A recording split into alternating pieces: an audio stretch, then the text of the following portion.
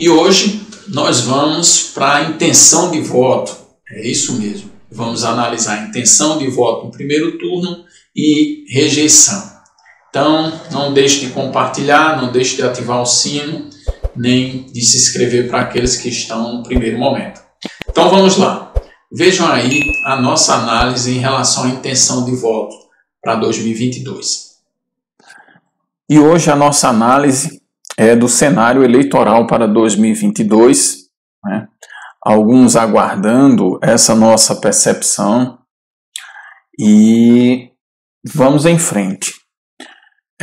Primeiramente, falar do Grupo Seis Sigma e da Seis Sigma. É uma empresa de 13 anos de mercado, com acertos em todas as pesquisas que realizou, claro que dentro da margem de erro, estamos falando, e alguns resultados com um nível de precisão que surpreendeu a muitos. Então não se trata de uma empresa qualquer, nem de uma empresa aventureira que está trazendo dados e informações.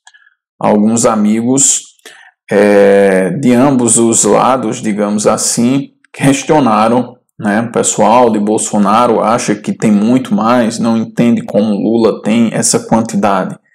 E nem o pessoal de Lula acaba entendendo porque ele não deu na frente, porque todas as pesquisas nacionais, né, têm vindo com ele na frente.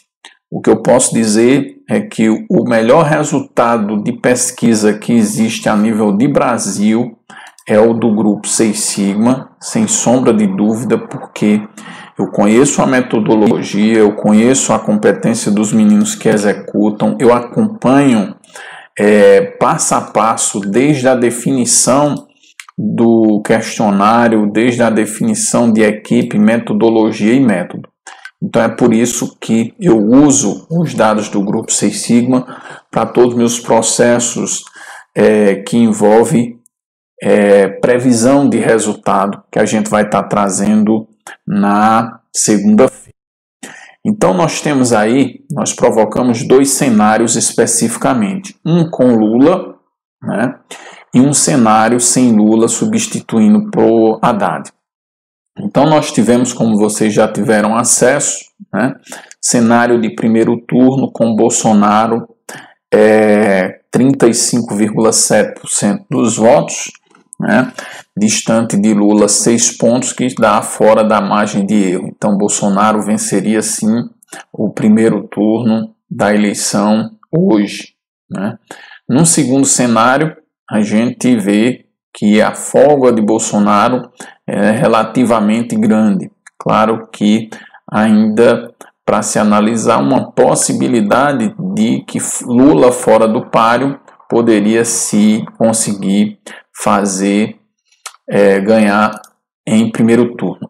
Mas nós vamos analisar apenas os quadros com Lula e vamos deixar os outros quadros para vocês analisarem. Quem quiser trocar ideia comigo, estou à disposição.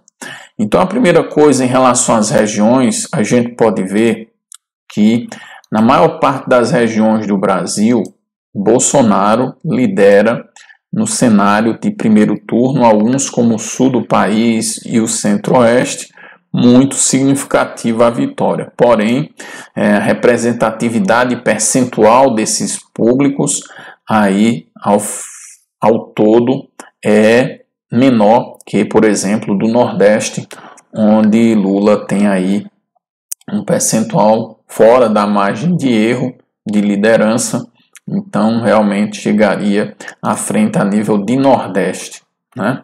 Então eu quero trazer para vocês a questão que eu coloquei nessas análises a priori, né? Que é a questão do sexo feminino, a questão do emocional. Então você vê que as mulheres preferem Lula a Bolsonaro, né? Enquanto os homens, Bolsonaro tem uma grande diferença em relação a Lula. Então, nós temos aí aquilo que a gente falou, né? Do emocional, da leitura superficial de algumas informações por parte de um grupo de mulheres. Tem mulheres muito inteiradas politicamente, né? Uma outra coisa que a gente traz é a questão da faixa etária, que a gente também tocou nesse ponto.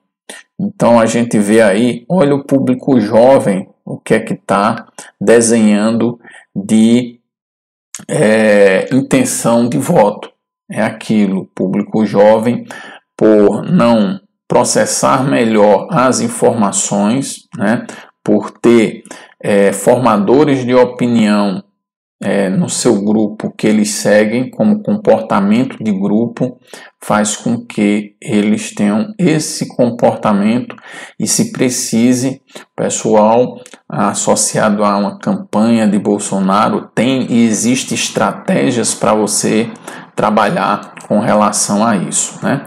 E aí você vê nos outros público adulto, né, e o público da melhor idade, Bolsonaro com a folga, né? Então a gente vê aí essas características que nós estudamos nos 2 últimos vídeos. Quem não viu o segundo e o terceiro vídeo, né, a primeira e segunda análise, vê lá e vocês vão entender o que é que está acontecendo, né? Tanto o pessoal de um lado como o pessoal do outro vai entender melhor a questão do resultado. Em relação às pessoas que votaram, né, então você tem aí Bolsonaro e tem a questão de Haddad, né, uma alta correlação, algo em torno de 68% de retenção de voto. Isso é dentro de uma normalidade, pessoal. Em relação ao auxílio emergencial, né, então você tem aí as pessoas que não receberam, né, e as pessoas que receberam o auxílio emergencial votando mais em Lula, né, o que é uma surpresa, e muitos analistas nacionalmente dizendo que o auxílio emergencial traria uma vantagem para Bolsonaro, essa coisa toda. Eu ria daqui porque não é bem assim que funciona a questão de voto e de percepção. Nem sempre quando você ajuda uma pessoa na rua, se ela não tem entendimento de como se processou essa ajuda, ela vai ser grato a você. Então, em relação a voto, é algo muito diferente em termos de análise. Em relação à rejeição, eu não vou propriamente trazer para vocês a questão da rejeição detalhada, mas essas rejeições aí de Bolsonaro e de Lula numa campanha eleitoral, elas, para qualquer outro candidato que não tivesse uma massa de votos consolidada, ela seria fatal, né? Às vezes 20% dessa variável aí já impede, eu já indico muitos candidatos a não se candidatar. Quando você vai para as regiões, da mesma forma você vê, na região centro-oeste, Lula já é mais rejeitado, no nordeste, Bolsonaro, a gente vê aí norte, ligeiramente Bolsonaro, sudeste também, que para mim é uma surpresa, o sudeste com essa percepção, mas tem aí seus fatores e indicadores, e o sul do país rejeitando mais Lula. Então são 2 candidatos bem rejeitados. Eu vou até trazer aqui, compartilhar com vocês essa pesquisa de setembro de 2018. Bolsonaro ele nunca teve uma rejeição baixa, ele sempre teve alta rejeição. Claro que agora, por esses fatores que a gente analisou, uma falta de uma comunicação melhor do governo, uma falta de comunicação melhor até do próprio Bolsonaro, fez com que essa rejeição em si aumentasse, né? Mas é aquilo que eu digo, o candidato que vai despontar com ele, que é o Lula, também tem alta rejeição. Então as estratégias vão ser importantíssimas na questão do que vai se desenhar no próximo ano. Aqui, com relação aos cenários de segundo turno, todos os cenários, como vocês viram, eles mostram um empate técnico, né? Aqui tanto Bolsonaro pode estar na frente como Lula e nos outros cenários também. Lula acaba tendo um aporte de votos de pessoas que vêm ali do candidato Ciro com a maior convergência para Lula e de outros candidatos, né?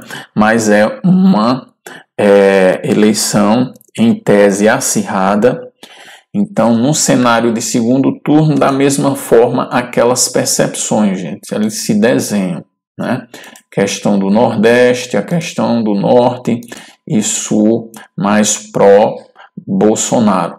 Bem como a questão de gênero é muito claro que você vê as mulheres preferem votar em Lula que em Bolsonaro, enquanto os homens, né, votam em Bolsonaro e não em Lula. Isso traz inúmeras leituras para se fazer. A gente não vai fazer para o vídeo não ficar também gigante, né? Vou entrar aqui na faixa, como a gente detectou, a faixa até 24 anos. Olha os jovens, o que é que estão fazendo, né? Olha a percepção dos jovens em relação a votar.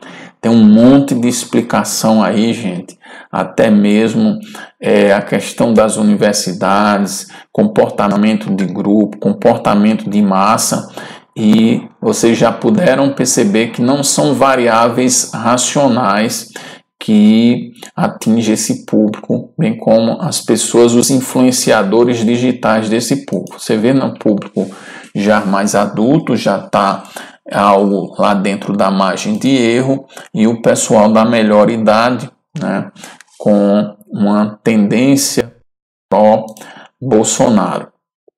Então nós temos um cenário aberto e nós vamos estar trazendo no próximo vídeo justamente a nossa percepção em relação ao que vai acontecer em 2022.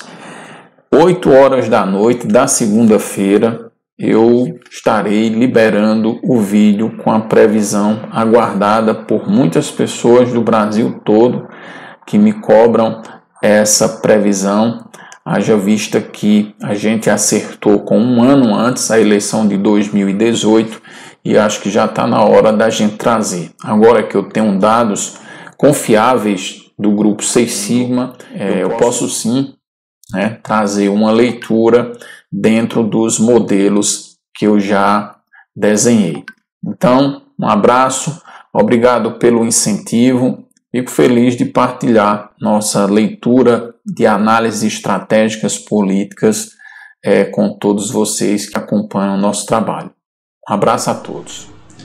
Pois é, isso já é uma pequena amostra do que deve vir na segunda-feira com os modelos que eu vou estar esse final de semana ainda revisando, vendo algumas variáveis qualitativas, ajustando o modelo quantitativo e podendo confluir tudo isso para um resultado.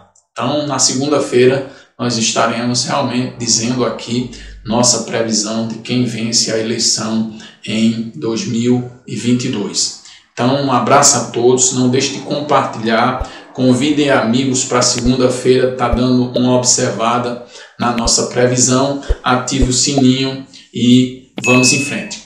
Um abraço a todos, obrigado pelo incentivo de muitos do nosso canal, é por vocês que a gente faz esse esforço de estar aqui fazendo esses vídeos e compartilhando uma boa informação. Um grande abraço a todos.